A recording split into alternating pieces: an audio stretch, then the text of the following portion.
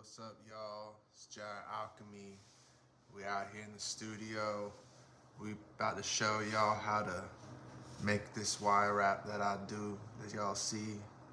I'm about to start posting more content because, I'm an artist and this is what we gotta do to do something in this world. When AI taking over shit, what we do, we make content. So we out here, we got the crystals. I got some crystals lined up here. How I start my pieces is I just clip some wires and I get to weaving. I do different patterns and it all comes together as I flow. I don't really draw my pieces. I just, make them as they go, make what calls to me. The wire speaks as I weave. So I'm out here, I pick the crystal. I go with what I'm trying to do. Sometimes that stone don't fit. So then I get my case of crystals out and I choose something that fits. And the piece kind of chooses its stone, and I don't like to force stones into place because they tend to break if you force anything in this jewelry game, or in life really. Trying to force anything, it tend not to work out. So you just gotta stay focused on the grind, smooth action, smooth motion, keep it flowing. That's what it's all about. So I'm gonna show y'all, I got this here, my favorite silver to weave with, this 26 gauge. I get the Argentium, it's a little higher cost quality silver, pure silver here. We get this on the Rio Grande website. That's where I go for all my silver wire. And,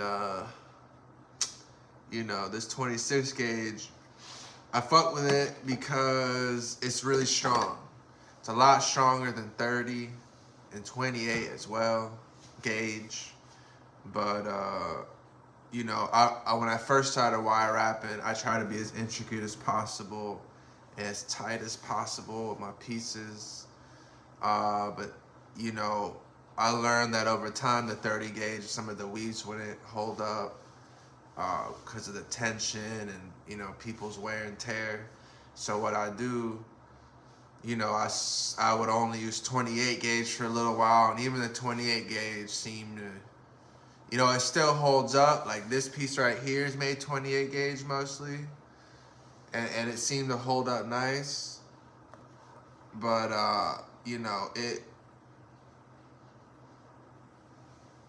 it works out, the 28 gauge, but I really like the 26 gauge because it's really strong and it gets the job done. Also, what I use mostly for my structural pieces here, I really like 16 gauge because same, comparison to 20, 18.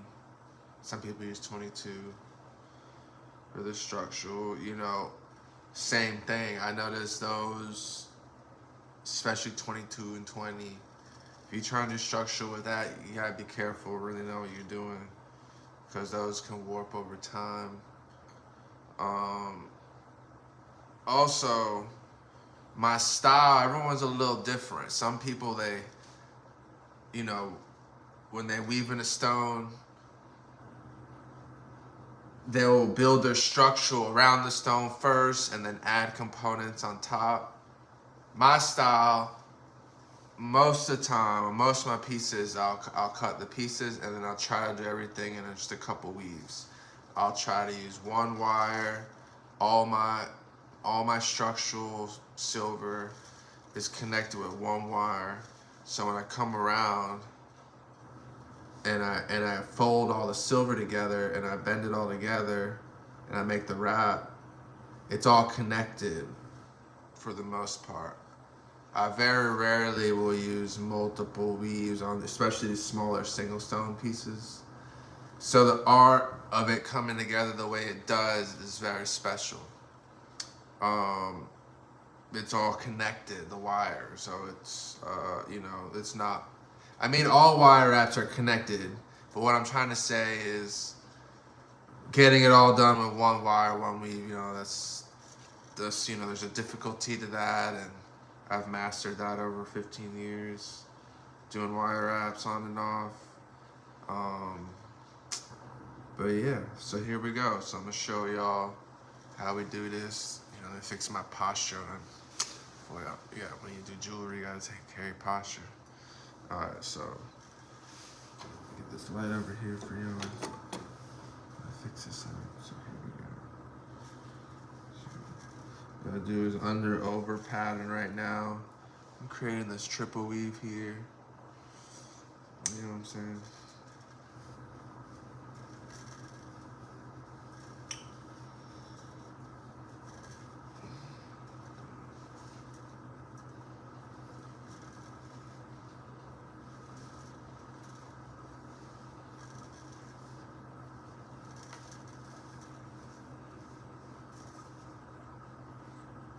And when I'm making them, I got a visual of how much I need to do in my mind. I kind of start seeing it as I weave, and like I explained earlier, and then I choose, what I want to do, how I want to connect these things.